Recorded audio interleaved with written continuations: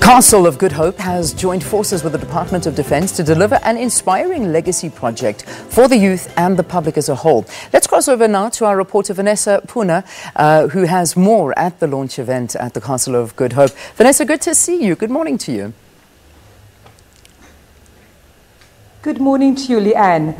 Yes, I am here at the Castle of Good Hope this morning in what was the Governor's room, or rather the Secretary to the Governor's office inside the Castle of Good Hope. And this, of course, Leanne, is where the 350, or rather the Castle Legacy Project, will be launched in a few minutes or so. This legacy project, of course, aimed, Leanne, at educating and informing the youth about the true history of South Africa.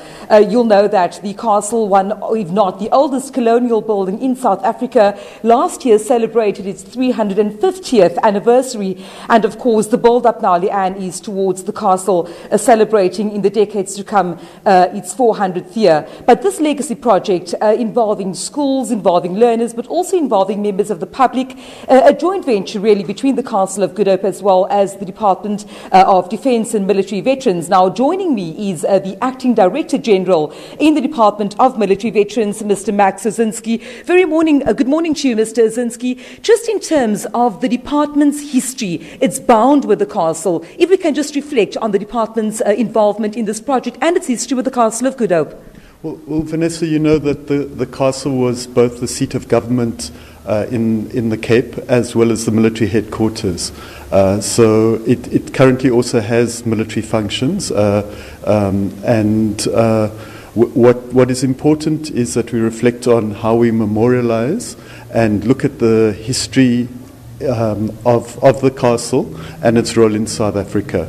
The colonial history is well known, but what is not so well known is the fact that many leaders of resistance were held as prisoners in the castle, and many decisions around military campaigns around the country were taken from the castle. So if we look at the wars of colonization and resistance in the Eastern Cape, they were planned from these very rooms where we're standing today.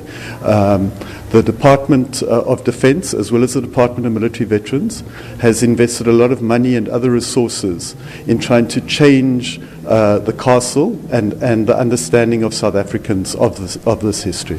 I understand that part of this legacy project, Mr. Ozinski, is that a mural is due to be unveiled later on, which really depicts a timeline of the most historic or the historic events at the castle. And because such a large part or segment of this castle's history remains untold, that timeline also will be put into classrooms across South Africa. I believe it's already been rolled out in about 70 or so, 300 more. And certainly this speaks to what you're talking about, educating the nation about the true history, not just the colonial history of what had taken place here at the Castle of Good Hope.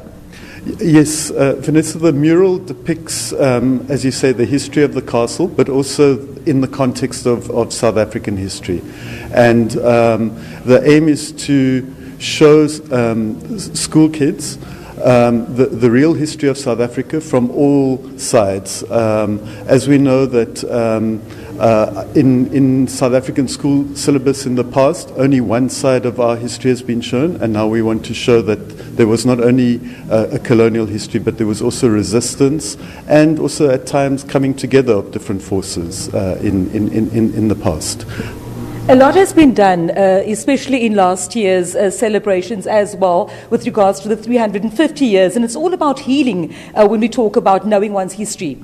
Yes, the Department of Military Veterans, for instance, has created a memorialization and healing center in the castle, which is a conference center that can be used by military veterans and other organizations to hold meetings and also to reflect on the past. We've also placed statues of resistance leaders in the castle, like Sekhukhune, Cetshwayo, Doman, to reflect. Those were leaders of the resistance who were held as prisoners in the castle. So we're also now trying to make sure that the focus is not only on the castle itself, but is rolled out at schools throughout the country. Thank you very much, Mr. Max Hazinski, talking to us there about the legacy project which is being launched at the Castle of Good Hope here in Cape Town today. But for now, it's to Valen with sport.